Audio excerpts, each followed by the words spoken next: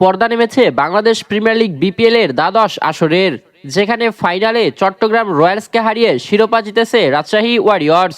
আসর সেরা হয়েছেন চট্টগ্রামের শরীফুল ইসলাম। এছাড়া ব্যক্তিগতভাবে আর কে কোন পুরস্কার জিতেছেন সেটা দেখে নেওয়া যাক। চ্যাম্পিয়ন হয়ে রাজশাহীর পকেটে ঢুকেছে 2,75,00,000 টাকা।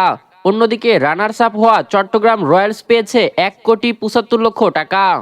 বিপিএল এর ইতিহাসে ফাইনালে তৃতীয় ব্যাটার হিসেবে সেঞ্চুরি করা তানজিদ হাসান তামিমের হাতে উঠেছে ম্যাচ সেরার পুরস্কার।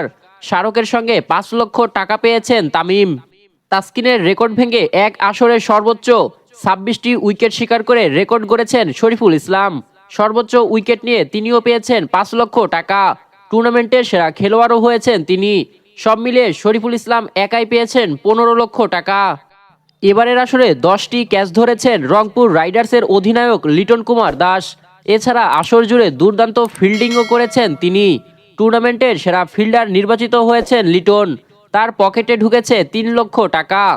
উদীয়মান ক্রিকেটারের খেতাব জিতেছেন রাজশাহীর রিপন মণ্ডল। তিনিও পেয়েছেন 3 লক্ষ টাকা।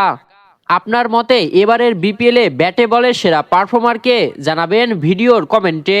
রাহুল আলামিন, বিডিআই স্পোর্টস।